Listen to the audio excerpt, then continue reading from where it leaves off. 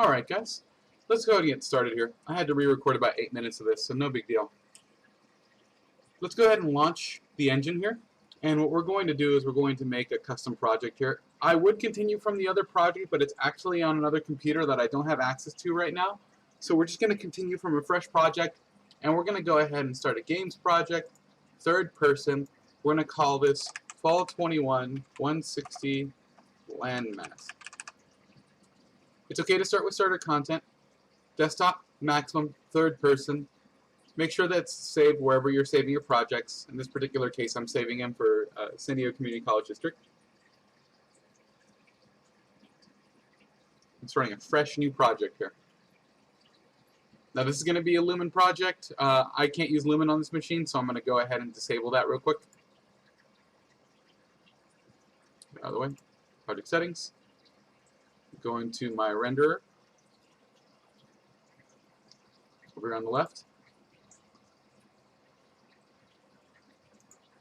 Dynamic global illumination, we'll set this to none. Reflection method, I'll set this to none again. Or actually, for reflections, I can use screen space, that'll be fine. And then my virtual shadow maps, we just set the shadow maps, and that should give me my performance back. Good. Alright, I'm going to go File, New Level. Open up a new level. Now the lighting is upset because it needs to be rebuilt. We're just going to set that to movable.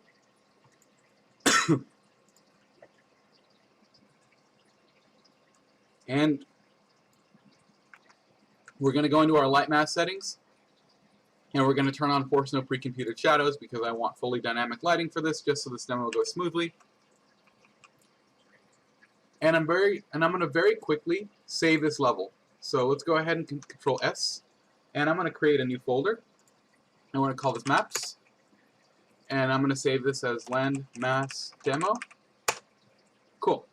So now that you have your level set up and you have your landmass and your lighting set up, I'm not going to disable the adaptive eye in this particular instance, or rather, you know what? We should disable the adaptive eye. Let's go to the Place Actors panel. I'm going to go over here. It's over here. And I'm going to go ahead and grab Post-Process Volume, which drags into the scene. That's fine. I'm going to make sure that it's selected. Let's go to the Details panel, go to Exposure. Min and max brightness, I'm going to set those values to 1 and 1 to disable the adaptive eye. And then I'm going to go to the Infinite Extents Unbound, turn that on. And then I'm going to make sure that my light is not blowing out my scene here, so I'm going to make sure that the light is set properly here.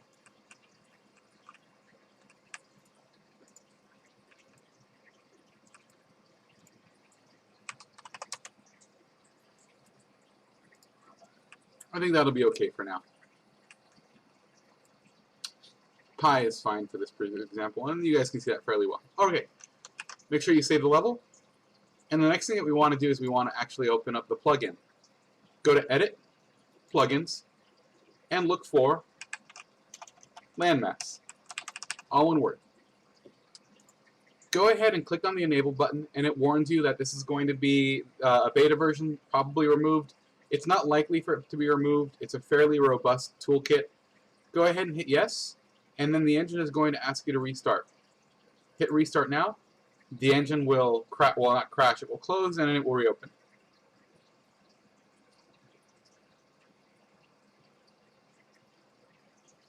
Alright, so Landmass should be enabled now. We can go ahead and close that window. And we can go ahead and go to File. Actually, let's go to Project Settings. Let's go to Maps and Modes, and let's change our default map to our Landmass demo map here. Changing both of these will be fine. That way, the next time we launch our editor, it will open in the correct map. And then we can go ahead and open up our Landmass demo. Cool. Come on, content drawer, close. Thank you. Okay. Now let's go ahead and make our landscape now. I'm going to go ahead and go into the landscape toolkit, which is over here. You can also get to it by hitting Shift 2. And we're going to have our default landscape here. Make sure, for this particular demo, that you click on Enable Edit Layers. I will talk about this a little bit more when we actually get a chance to look at it. The default settings are going to be fine for us for this particular demo, and go ahead and hit Create. Awesome. So as you can see, you guys remember the sculpt, erase, smooth, flatten, ramp, erosion, hydro, noise, retope, visibility, and blueprint nodes? Well, now we have access to, not the blueprint, but visibility, mirror, select, and copy. We actually have access to something called a blueprint tool. The blueprint tool contains all of our custom stuff that we can use in order for Landmass to work. As you can see, under the blueprint brush, we have access to things like custom brush landmass, custom brush landmass river, and custom brush material only. We'll be working predominantly in landmass here.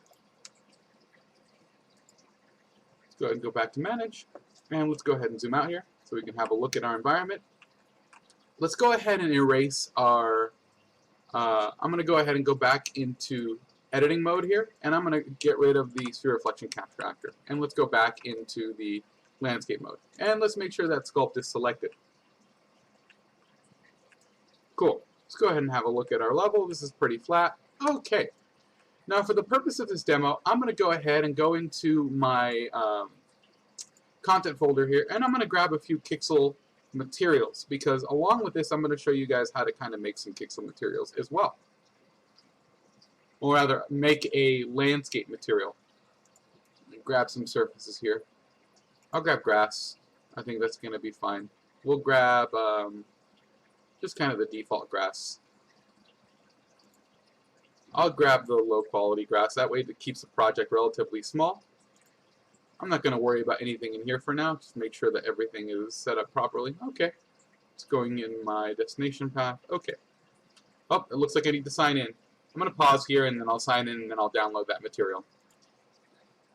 Alright, now that I'm signed in, I'm going to go ahead and download a few things here. I'm going to download, actually, you know what, medium quality, but probably fine. I don't want the lowest possible quality. I want something that looks okay. So I'm going to grab a couple of medium quality textures, and I'm going to download that grass there. I'm going to download some, let's get some ground here. Grab some kind of interesting stuff if I can find any. Is this? It's not great. We'll grab this one as well. Download on that. Grab a transitional material as well. We'll grab this one. See if it loads up. Come on. Sometimes it can take a while, especially if you're downloading some other stuff. So if that's the case, you can always refresh it. I kind of like the way that looks from there, so I'm just going to download that as well. Yeah, it looks really good.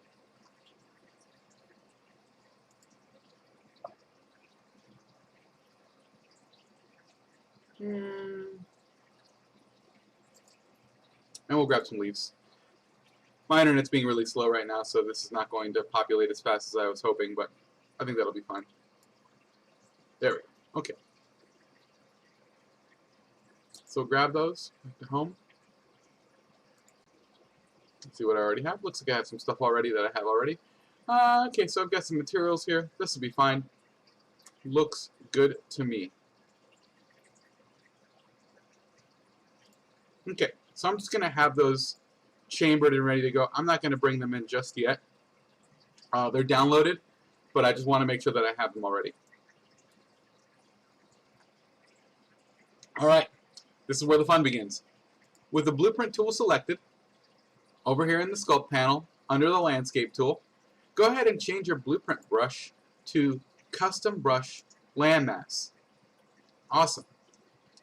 And we're just going to go ahead and pick a location here. I'm just going to pick it in the forward location here. And I'm just going to immediately just click here. Just kind of click down. Cool. Actually, before I do that, I'm going to Control-Z that real quick. And I'm going to go ahead and mess with my edit layers here. So we have here, I have my, let's go ahead and call this my base layer, and then I'm going to right click that and create another layer, and this can be my, I'll rename that.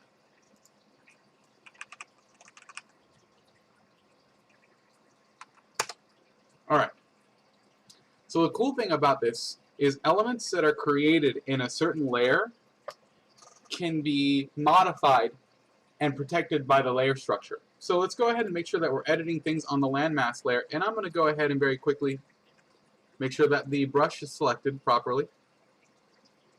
Custom brush landmass. As you can see, we have access to only a few here. It looks like sometimes the water one breaks. I think the water one is broken for landmass right now, at least in 5th edition, but we just need the landmass custom brush. So go ahead and click. Boom. And we get this lovely looking thing right now. If we go ahead and kind of select these points here and drag them out, we can actually start modifying the way that this works. So go ahead and make what looks like a kind of fun, funky pyramid for now. And let's go ahead and select all these points. I'm going to make sure that you have the landmass, or rather, make sure that you have the world outliner on, because the world outliner will actually help. If we click off and click back on, we can actually move the entire thing up and down. And it doesn't look like much right now, but watch what happens as we start kind of manipulating it. So I'm just going to put it somewhere over there. And if we hit play, we'll see that it's kind of... Oh, our character is starting in the ground, so our character is being despawned. Let's go ahead and move our ground and our landscape again. Go back into place mode by holding Shift 1. And let's move this stuff up. There we go. Now we hit play. We see that we have something that looks like a weird looking hill right now. It's not inherently perfect, but that's just kind of how it has to be. Now again, the nice thing about the landmass brush is this custom brush right here. Because it is its own kind of shape and brush, we can in fact set it up the way that we want to. I'm going to go ahead and set this to 0 so that the mass is centered on the ground, and this is going to get our overall shape started. We don't have to worry about spline tangents, or we don't have to worry about this right now. What we do want to worry about initially is we want to actually start making this into something that looks something a little bit more than just a triangle, right? Let's go ahead and select one of these corners here. So I'm again in place mode. I'm going to select that corner here. And I'm going to scale here if it'll let me. Come on. Sometimes it might not let you scale right away. Let's go ahead and grab the actual custom brush shape and scale it.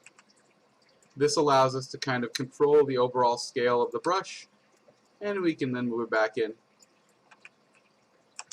We can also control the default rotation and its placement. And as you can see, because of how it operates based on spline tangents, we can place this essentially wherever we want.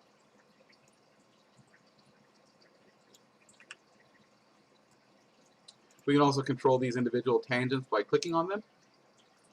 And we can just place something relatively simple. By holding down Shift, by holding down Alt, you can make additional spline tangents. And this is where you start getting more and more complex shapes. Hold down Alt again.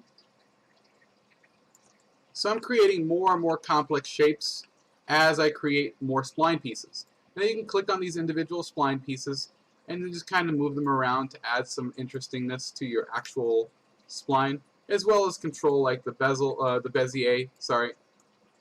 These don't have so much of a profound effect as you'd think.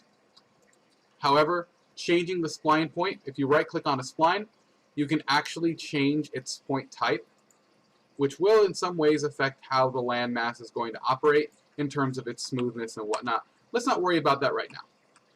Let's go ahead and I'm going to Control Z this back a few times so you guys can just get the default triangle.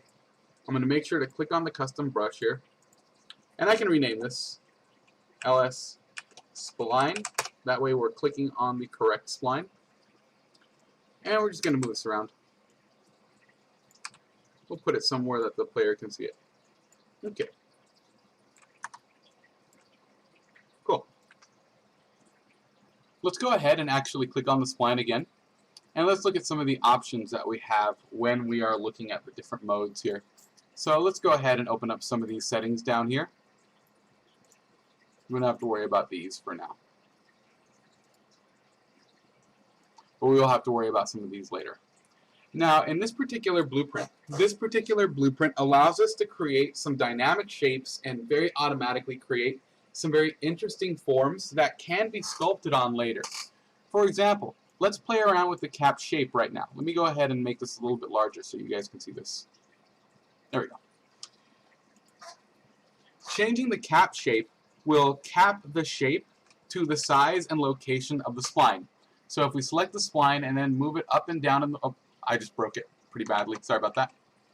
If we cap the shape and then move it up and down in the world, we see how that shape affects the entirety of the world. As we see, by capping it, we have flattened it to whatever that section is supposed to be, and it has created some kind of interesting forms for us. Let's go ahead and uncap that. And let's Control-Z that a few times, actually. Set it back to default. Okay. Now, it's not a perfect tool, but it's a good enough tool. And if it gets weird, if everything is broken and for some reason you can't get yours working and you've already messed it up, let's go ahead and make a new one. Yep, I'm just going to delete it there because that's where the nice place to delete it is. I'm going to hit Shift-2 to go back in here. I'm going to go back into my custom brush landmass. Awesome. And I'm just going to click again. Cool. And then if you need to scale it out, go ahead and scale it out. Move back in. Rotate it where we think is necessary. We need to scale it down again. We can. And just move it someplace that you think you're going to look at it, because we're going to work on this here real quick. All right. Here comes the magic. Let's go ahead and under the effects, let's go ahead and find effects here. So under these are our brush settings, allows us to change things like the spline tangents and whatnot. We don't have to worry about this for now. We don't even have to worry about the brush type or any of these things for now. We don't have to worry about the blend mode. Don't worry about that. Let's go ahead and scroll all the way down to effects. And we'll open up some of these effects here. Let's go ahead and open up the curl noise. This is where a lot of the magic can happen. And I'm just going to go ahead and grab this and start adding some curl noise. Everybody see kind of how that's working out already? Look at that. This is a little bit difficult to control because the effects are based on what is happening and what is being processed down here in these particular materials that it's using, including the weight map to generate height and to generate that kind of detail. But by adding some amount of noise and adding some amount of strength, you can start affecting the way that the geometry is working inside of the blueprint brush. Does everybody see how that's kind of working? That's pretty slick, right? I'm going to save now while I still can. Okay, let's keep working here. So by adding a second curl strength here, I'm going to set this value to like 0.5. I think that's going to be a good number to kind of work with. There we go. So we got kind of like a little mountain thing here. And if we select these individual, we see that if we push this along, we see that we can kind of move and manipulate the way that the mountain works. And, well, it looks like I accidentally made a new one. No big deal. Make sure you don't have anything selected over here. And we can go ahead and move some of these points to kind of affect the way that our mountain is working. So feel free to kind of make whatever you want right now. Just kind of make something that looks okay. And we'll add a little bit more here. Let's go ahead and add some curl to strength here. And we see that as we add more curl strength, it adds more noise that affects the way that our mountain kind of exists, right? We can see kind of how our mountain has been changed significantly more and is starting to bleed outside of the little scope of our landscape brush here. I'm going to go ahead and rename this as well. Let's call this main mountain BP. Alright, cool. And the nice thing about this is, since this landmass is on its own layer, this can exist separate from everything else. This actually makes this editable system a lot easier to work with. Now, you're relegated to, I believe, only 7 or 8 layers, so don't go crazy. But if you're going to be doing your sculpting on one layer, your landmass work on the other, and then your painting brushwork on a third, that's actually a really, really good way to kind of approach how these elements can work in conjunction with the rest of your geometry. Let's go ahead and keep working. Let's go ahead and increase the curl 1 tiling here, so we can get more or less curling depending on how much we want. Obviously, we can get much larger pieces by having a smaller amount of tiling, but if we set this to something like 32, we get like a really aggressive amount of curl, right? And we can also change the curling of the second one as well to get something that looks a little bit more dynamic. That's starting to look pretty sick, isn't it? Now we can always go back, click off the BP, and click on it to start really kind of affecting the way our heights are. There we go. Now we have like kind of a little area that's below the landscape that we can add some water into if we want to with a material. Let's go ahead and hit Shift-C so that we can continue looking at this. If you lose the details panel, just click off and click back on to any of the live things that you have over on the World Outliner. You can, in fact, edit this while you are still in landscape editing mode. It's not a sculpt per se. This is a different tool. Let's go ahead and play with some of the smoothness now. Let's go ahead and scroll down to some of the smooth blending. Not right now, sweetie. I'm busy. And watch what happens as we start affecting the way that the smoothness works. I'm going to start cranking this up. It's going to be kind of hard to see because it only adds a little bit of value. But let's add like... So this is not going to do anything right away, but this is kind of like our smoothing threshold. If we set this up to a high value, it's not going to give us anything that looks initially very good. But what this does is it modifies this value right here. Let's see if I can get this doing anything. Come on. Let's go ahead. Let's add a little more. There's got to be a better way that I can showcase this because it's very subtle on my screen, but here, let me try this a different way so you guys can actually see what it's actually doing. Let me go and add like a redonkulous amount here. Let me add like a 2,000 here. And this is gonna mess with something called the outer smooth threshold. I'm gonna add about 1,000 here. There we go. That's what I wanted to show. What this does is sets up the threshold for how the interior smoothing is going to work. And in this particular case, we're trying to protect this value. But as we raise the outer smoothing, we see that it creates more of like a raised kind of position. Right? Does everybody see how that's starting to affect the areas far around it? Right? And then by selecting the BP again, we can move it up even more to kind of create something that looks even more grandiose. Let's leave it back down to its default size. Let's select it and reselect it. All right. Again, all in these kind of smooth blending modes, right? These just generally affect the kind of smoothing that you get on the inside and the kind of smoothing that you get on the outer threshold. The one that you'll see the most is your inner threshold smoothing. The more noise that you have, the more obvious that inner smooth threshold is going to work out.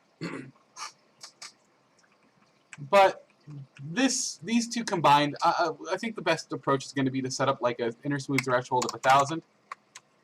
Now that's not going to look like anything, unfortunately, because that's kind of how that works. And setting this up to like a 700, you see the default here. Just the difference in terms of smoothness to kind of create those like natural transitions between, say, the land, the ground, and the rest of the landscape. And it's actually quite nice. Now, I'm going to go ahead and grab some of those materials that I actually downloaded earlier. Let's go ahead and open up Bridge again. And we're local. And we got our surfaces here. And I'm just going to grab a bunch of these surfaces. Go ahead and shift select them. And I'm just going to add them to this project here. Hopefully this is importing them in the correct location here. Sometimes it can get weird that it doesn't want to import these projects. I might have to restart my engine because it doesn't look like it's adding them correctly, but that's okay. If you're getting this issue where Megascans is not adding any of your materials or any of your textures, close your engine, make sure you save everything, close it, and open it again. I'm going to do that right now. I will be right back. Alright, I selected all my materials and then I went ahead and hit add. And as you can see, they've been added down here in the Megascans folder. And we see all our surfaces over here, and we see their materials, so on and so forth. I'm going to grab one more. Let's go ahead. Actually, you know what? I'm not going to grab one. Actually, yeah, you know what? I'm going to grab one more. Let's grab like a rocky surface. Kind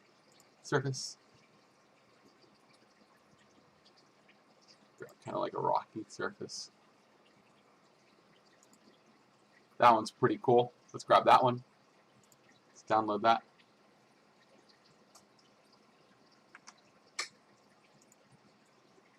Add it to the project. Cool. Now this is not how you would appropriately add a landscape material, but I'm going to go ahead and add a full-on landscape to this. Now this should work in theory if you are kind of like, this is kind of ugly. You don't generally want to do it this way, but I just kind of wanted to add something so we can see it. Let's pick a material here that works okay.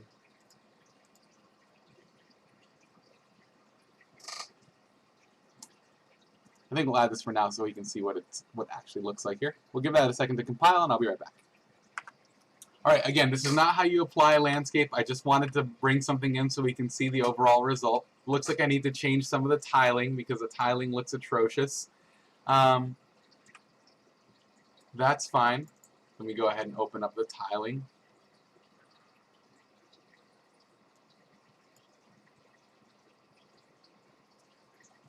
See where they have it. So in the Megascans materials, the Megascans materials do have their own amount of tiling and offset that you can set up kind of manually, which is really nice.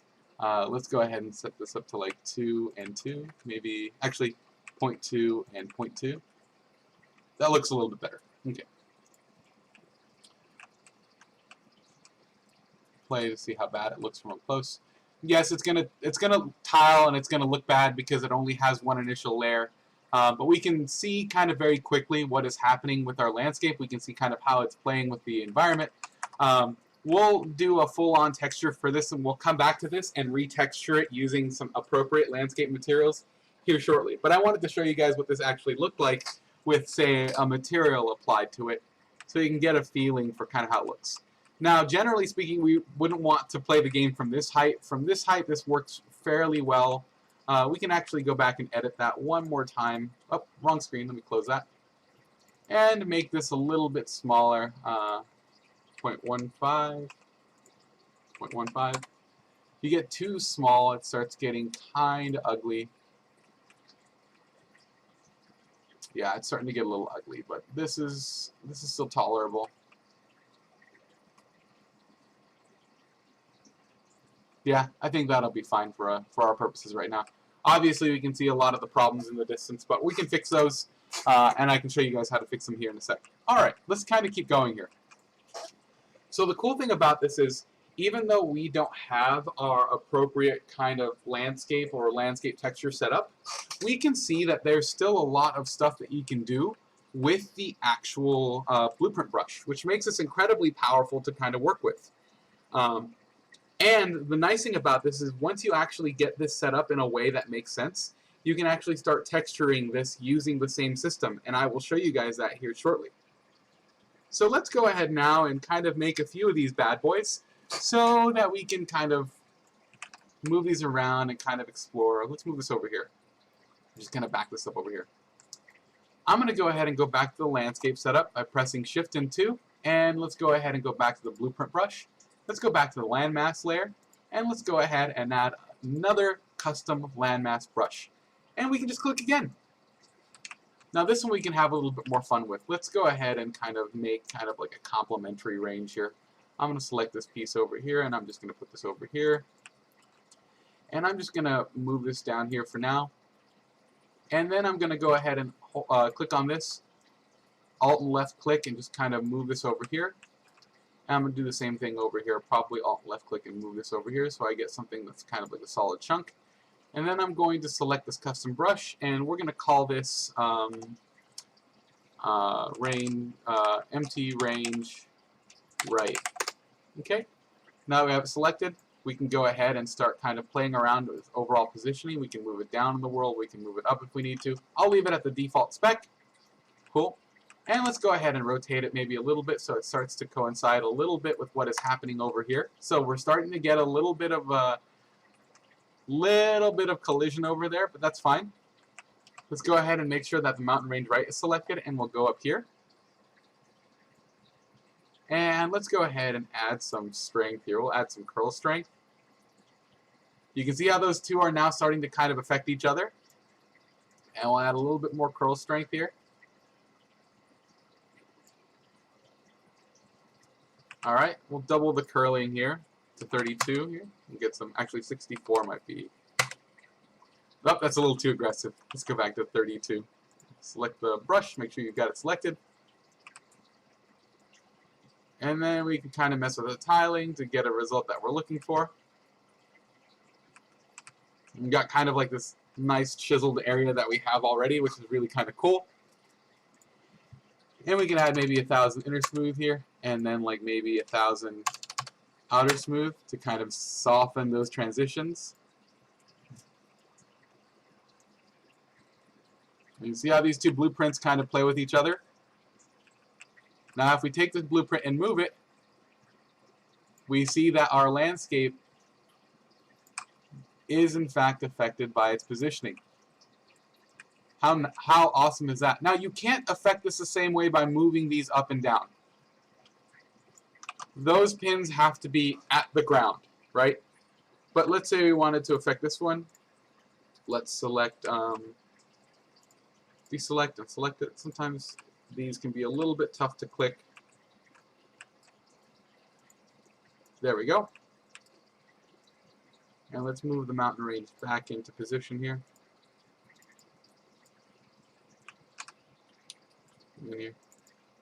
Double click that to select it, and we'll move this back in.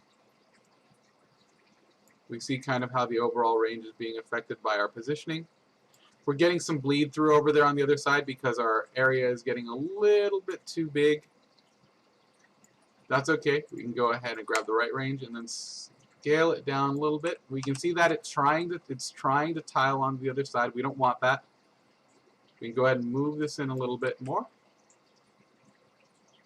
And if we want to, we can always give a little tweak to kind of move it up. Hit play. Look at that. Isn't that awesome? Let's go ahead and keep working. Now we're actually kind of making some stuff here that's kind of working out for us. Let's go ahead and make another one.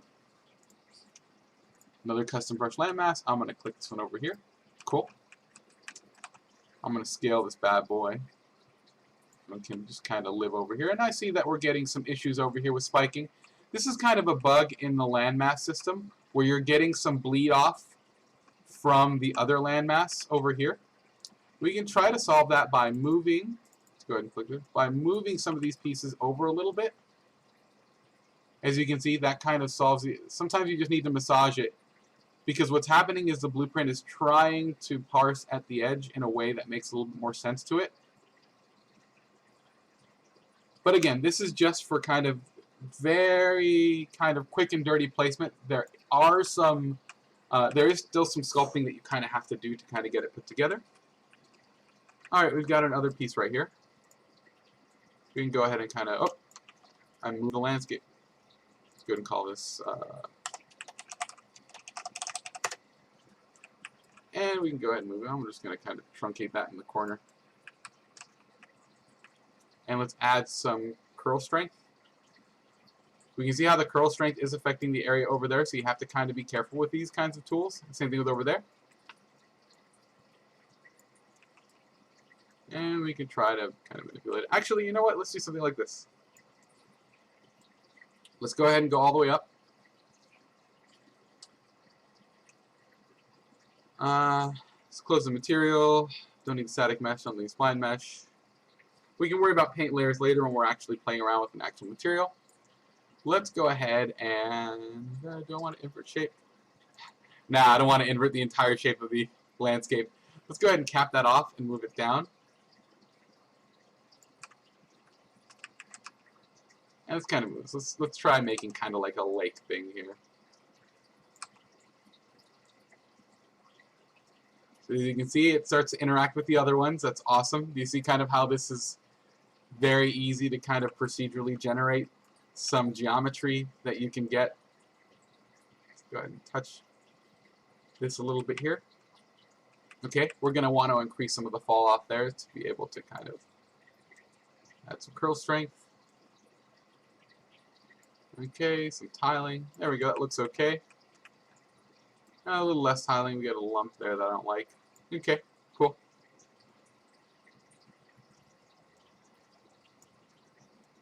Let's increase the inner smooth. I'd like to add large values in here.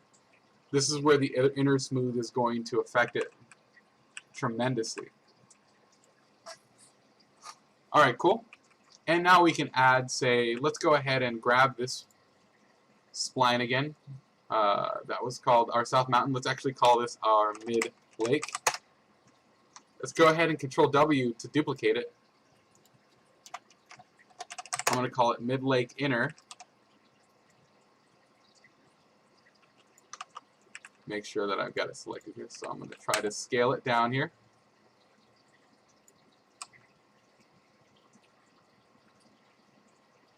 Okay. Let's move this in a little bit here. Let me just kind of get this in the right location here.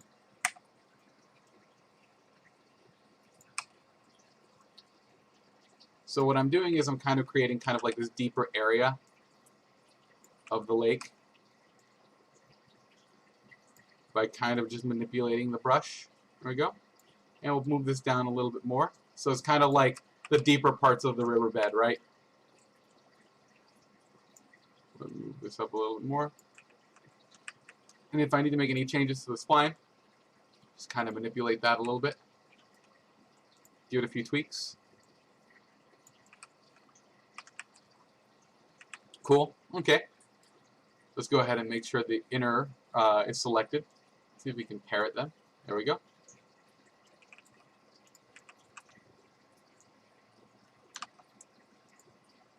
Oh, I parented the wrong one.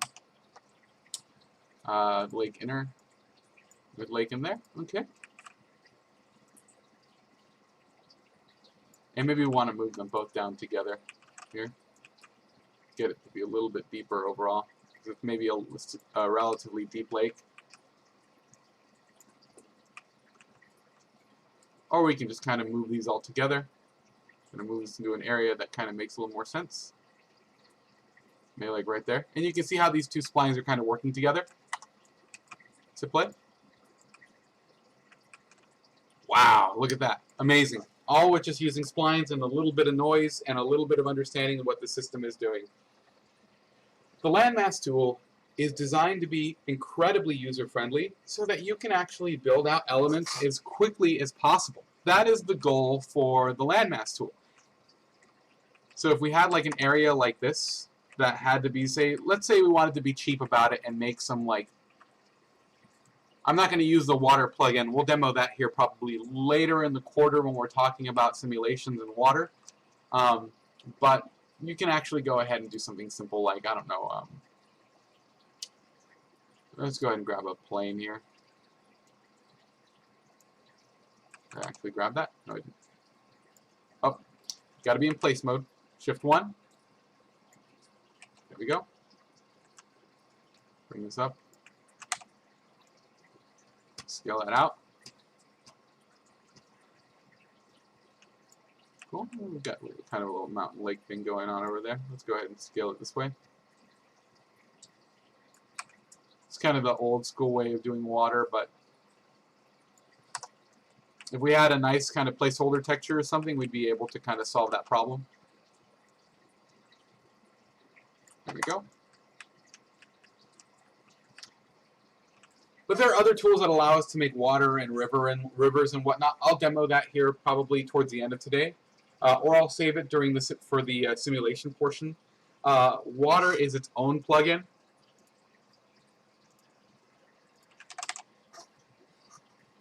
It's a full suite of water tools. It's really quite amazing, but this is still very experimental. It can get really, really weird when it does decide to work. So this still needs a lot of work. This is not even in beta. This is still considered experimental. So, all right. And just so I can show you guys what this looks like without, let's go ahead. Let's see here. You know what? I'm going to go ahead and kick that material off so we can see its final result here.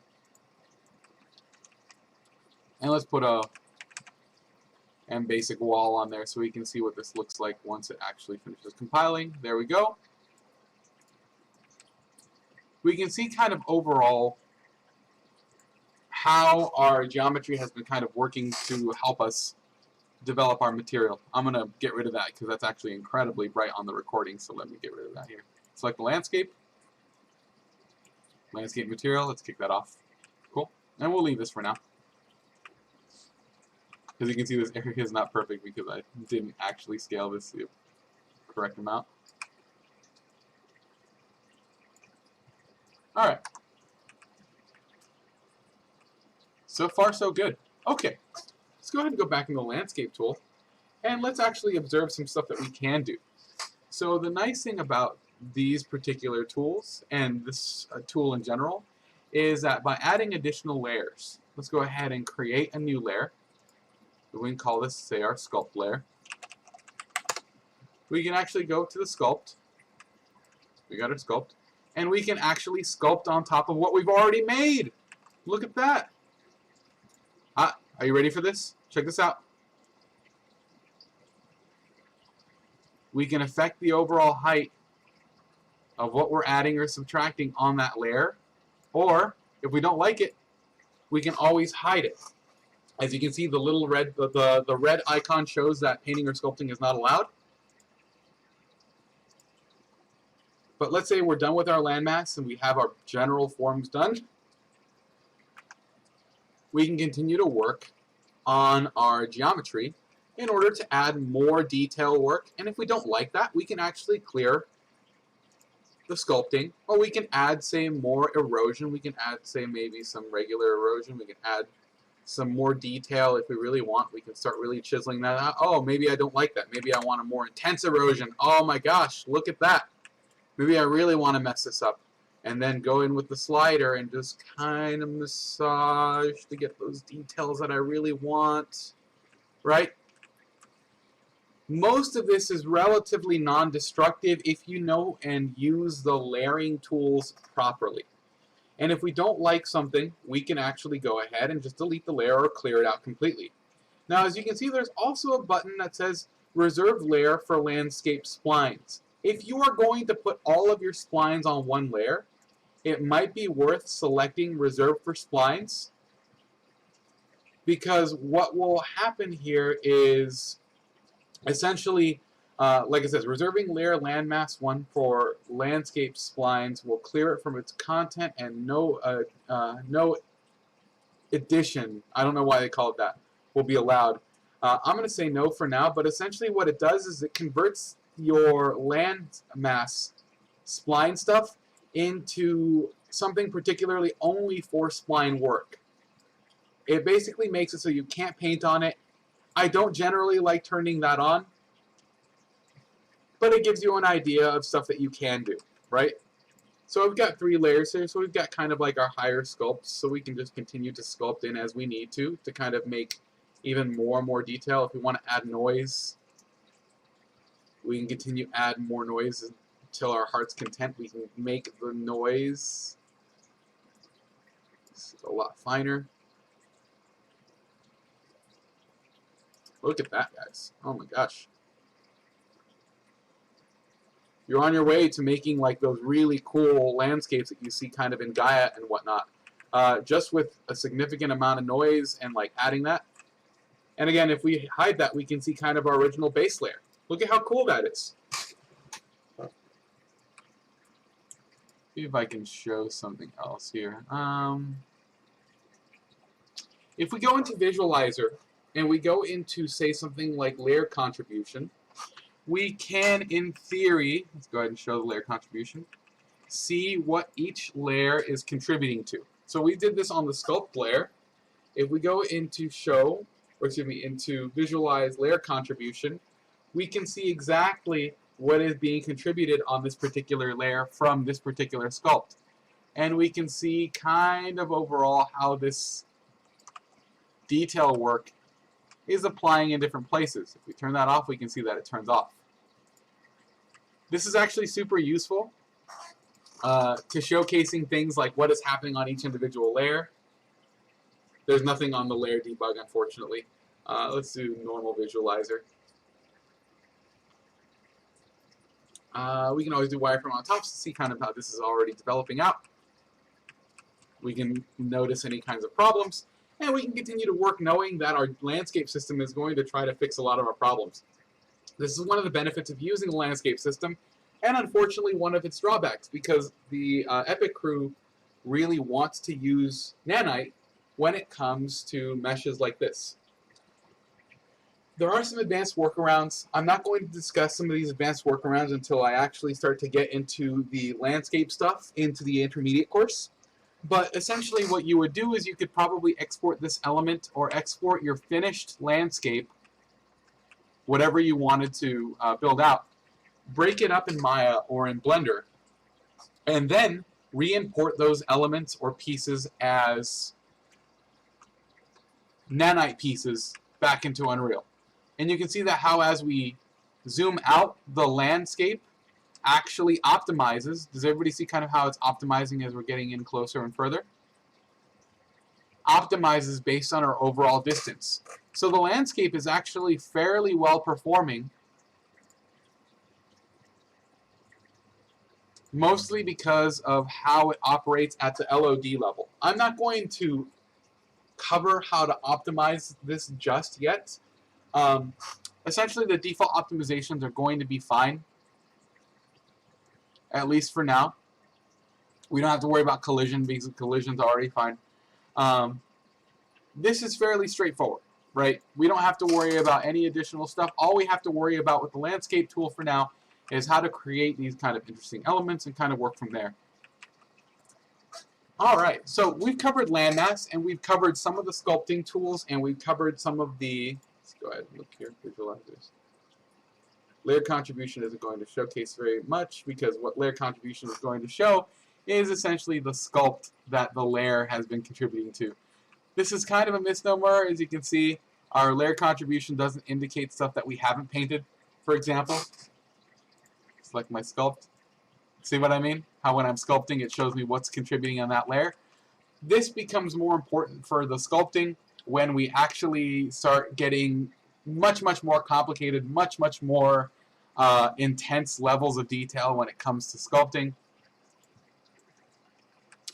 We can see that this area over here is relatively dense because there's 2 levels, so on and so forth. So just recognize that your landscape visualizers are incredibly useful for understanding how your engine is going to use each individual layer and how all of these work together. You only get landscape visualization while you are in landscape. See what I mean? You don't get your layer contribution, you don't get any of those particular systems. All you get is normal, LOD, layer density, and wireframe on top. This shows essentially how the levels of detail are optimizing what's being loaded, what costs a lot, and what is very cheap in blue. So you see kind of how the landscape optimizes itself based on where we are standing in the world. So if we are standing down here, we see that the most expensive ones are going to be gray. The next expensive ones are going to be red. The areas that are loading in, we see are kind of hopping in. We get even closer to the ground here. Move up. So we see how the landscape fundamentally saves us performance by allowing itself to kind of change. But if we are in the landscape tool, we get more visualizers that we can actually use. We can look at layer density, we can look at layer contribution, we can go back to normal, and we can see how these layers are affecting everything in the world. You don't have to worry so much about that. The only thing that you guys should really take away from this is that the Landmass tool is, I'm going to save everything while I can, is a great tool to allow us to get a lot of work done in a short amount of time. I'm going to go ahead and save this map because in the next demo what I'm going to do is I'm going to show you guys how to make a landscape material. Finally, we are there to make a landscape material. So I'm going to go ahead and save this for now, but I'm going to go ahead and make a new landscape in the next demo, and then we're going to come back to this map here, and then we're going to start adding some textures, and we're going to start learning a little bit more about texturing. So if you guys have your stuff from last week, cool. We're going to hop right into that, and then afterwards we'll hop into foliage, and then we'll hop into whatever else is left. We've got plenty of time for today. I'll see you guys in the next one. Oh, last note. For some of you guys who are more interested in using Landmass as opposed to sculpting for your next particular projects in general, or your personal projects, go ahead. Landmass is a fantastic tool. I like using Landmass sometimes more than just base sculpting, because Landmass gives you a lot of leeway to play around with some really interesting things. You can make things like noise. You can very easily and very quickly create some amazing geometry and amazing landscapes right out of the box, automatically. That's just kind of the strength. That's the strength of this. If we go back to, see, we can even continue to work on this if we really wanted to. We can go back into here. We can go back into our blueprint section. We can make sure to add another blueprint, add a custom brush, and then we can click, and then all we can do is continue to add, because all of this stuff is additive. It continues to work with each other in order for it to kind of make more things. So we want to make some more mountains. We can add a little bit more curl. We can add some sections. Add some curl. Add some tiling. Make sure we name this something. Call this baby spline because it's very small. Sometimes it can be hard to see some of the spline points, but that's kind of how it happens. We can go underneath the ground, double click that to select it. Go ahead and move this. Move it up if you need to a little bit temporarily. Double click that. Move that out. Select the spline, move it back down, and of course all of this is saved over here, so we can set this back down to 0 to set it back down to its default place. Move it up a little bit to kind of solve some more movement problems. Manipulate it a little bit to kind of put it someplace that we like. Cool. Let's go to our sculpt layer. And let's go ahead and just add some more sculpting in here. Let's kind of chisel some of these areas down. Cool. There we go. All right, so we've got some more detail. We've got some more work done. We've got we get to put some stuff in together. This is kind of the strength of being able to use the blueprint brushes for making landscapes. And the nice thing is we can go ahead and texture these later. I'm going to go ahead and save everything for now. I'm going to go ahead and file new map.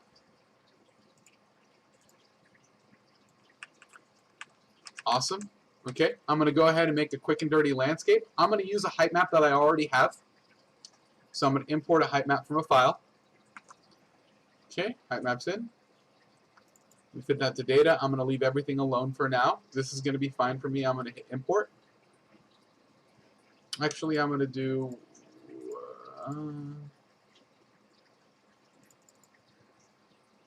let me go ahead and enable edit layers on this one as well.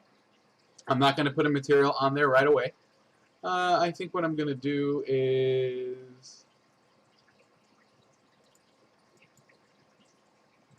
let me kind of eyeball this to make sure that the size is going to be okay.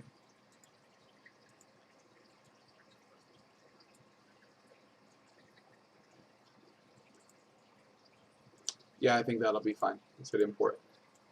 And I'm going to go ahead and go back into placement mode, grab my landscape. I'm just going to up my scale to 150 to kind of make that a little bit more aggressive. Cool. All right. And then the next demo, let's go ahead and also select. Now, you guys don't have to use this. I want a landscape that's similar to your guys's, so I can get started on the actual sculpting portion. And let's actually get 150, 150, 150. See where our player start is. Yep, perfect. That's amazing. Let's actually set that back to 100. I think we'll be fine with this overall. My overall heights will be fine. I think this will look okay. Let's go ahead and play. That's a little too high. Let's set this to 110. Cool. All right, and I'm gonna go. Oh, what did I just see for a sec? Oh, lighting needs rebuilt. That's fine. I'm gonna select my lighting, set it to movable, and I'm gonna give everything here a quick smoothing pass. We'll go smooth, real weak, real big, quick smooth, cha-cha real smooth. Just this whole area. Let's see what it looks like. I might have over-smoothed that. No, did not. It could use a little less strength. And I'm just going to hit this real quick to get rid of some jaggies.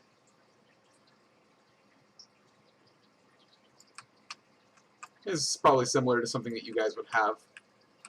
Alright, we play. Ready to rock and roll. We have a relatively large environment. We have relatively large scale.